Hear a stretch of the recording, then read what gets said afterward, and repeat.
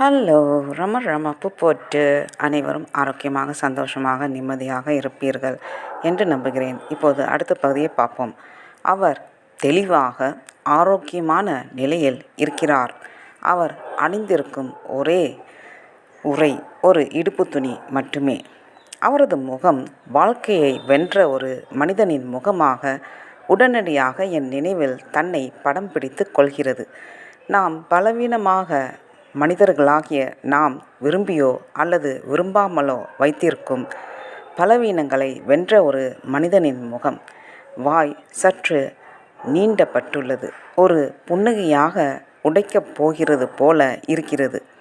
மூக்கு குறுகியதாகவும் நேராகவும் இருக்கிறது. கிட்டத்தட்ட கிரேக்க பாணியில் கண்கள் அகலமாக திறந்திருக்கும். அவை நிலையான மற்றும் இமைக்காத பார்வையில் நேராக பார்க்கின்றன. அந்த மனிதன் ஒரு செதுக்கப்பட்ட பாறை போல அமர்ந்திருக்கிறார். ஒருபோதும் அசையவே இல்லை. அமைதியான அந்த முனிவர் சந்தேகத்திற்கு இடமின்றி ஒரு தியானத்தில், ஒற்றுமையில் ஆழமாக மூழ்கி இருப்பதாகவும், அவரது இயல்பின் மனித பகுதி தற்காலிகமாக நிறுத்தப்பட்டிருப்பதாகவும், அவரது உடல் சூழலை பற்றி அவருக்கு தெரியாது என்றும் எனது தகவல் அளிப்பவர் முன்பு என்னிடம் கூறினார். நான் அந்த முனிவரை சீராக பார்க்கிறேன், ஆனால் அவர் ஒரு ஆழ்ந்த தியானத்தில் இருக்கிறார் என்பதில் சந்தேகத்திற்கு இடமில்லை. நிமிடங்கள் மணி நேரங்களாக மாறுகிறது. அவர் அப்படியே அசையாமல் இருக்கிறார். அந்த நேரம் முழுவதும் அவர் கண்களை இமைக்கவே இல்லை என்பதுதான் என்னை மிகவும் கவர்ந்தது.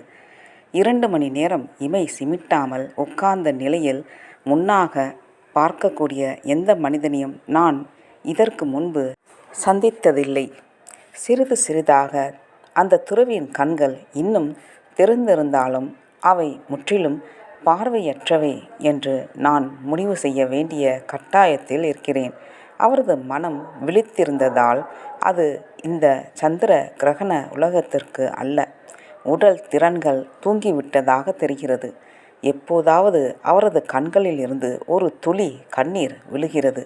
கண் இமைகள் நிலைநிறுத்தப்படுவது கண்ணீர் குழாய்களின் சார்பாக தங்கள் வழக்கமான பணியை செய்வதை தடுக்கிறது என்பது தெளிவாக தெரிகிறது. ஒரு பச்சை நிற பள்ளி கூரையிலிருந்து இறங்கி கம்பளத்தில் குறுக்கே ஊர்ந்து முனிவரின் கால்களில் ஒன்றின் மீது ஊர்ந்து பின்னர் பளிங்கு மேடையின் பின்னால் செல்கிறது.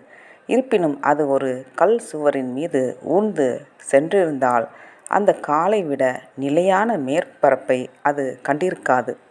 அவ்வப்போது ஈக்கள் அவரது முகத்தில் அமர்ந்து அவரது கருமையான தோளின் மீது பயணிக்கின்றன. ஆனால் எந்த தசை எதிர்வினையும் காணப்படவில்லை. அவை ஒரு வெண்கல சிலையின் முகத்தில் விழுந்திருந்தால் அதே விளைவை காண முடியும். நான் அந்த உருவத்தின் சுவாசத்தை ஆய்வு செய்கிறேன். அது மிகவும் மென்மையாக இருக்கிறது. கிட்டத்தட்ட கண்ணுக்கு தெரியாதது. மிகவும் செவிக்கு புலப்படாதது. ஆனால் மிகவும் வழக்கமானது. உயிர் உடலில் இருந்து பிரிக்கப்படவில்லை என்பதற்கான ஒரே ஒரு அறிகுறி அதுதான். நாங்கள் காத்திருக்கும்போது இந்த ஈர்க்கக்கூடிய உருவத்தின் 1 அல்லது 2 புகைப்படங்களை எடுக்க நேரத்தை பயன்படுத்த முடிவு செய்கிறேன். நான் என் மடிப்பு கேமராவை அதன் தோல் பெட்டியிலிருந்து எடுத்து தரையில் என் இருக்கையில் இருந்து லென்ஸை அவர் மீது ஃபோக்கஸ் செய்கிறேன். அறையின் வெளிச்சம் சரியில்லை.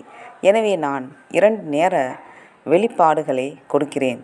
நான் என் கடிகாரத்தை பார்க்கிறேன். 2 மணி நேரம் கடந்துவிட்டது.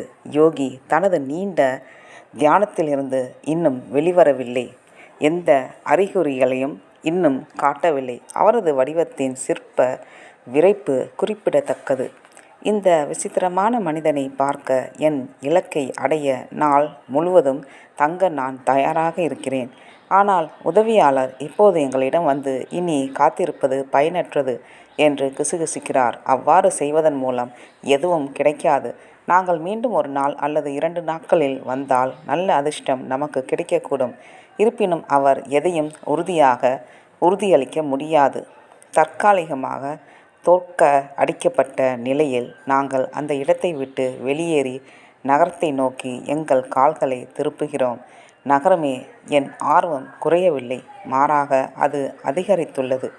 அடுத்த 2 நாட்களில் ஒருபோதும் பேசாத முனிவரைப் பற்றிய சில தகவல்களை சேகரிக்க முயற்சிக்கிறேன். இந்த முயற்சியில் ஒரு உதவியாளரின் நீண்ட குறுக்கு விசாரணை முதல் ஒரு போலீஸ் இன்ஸ்பெக்டருக்கான ஒரு சுருக்கமான நேர்காணல் வரை மாறுபடும், சிதறிய மற்றும் விவாதம் நிறைந்த விசாரணை செய்கிறேன். நன்றி, வணக்கம். ரம ரம புப்போட்டு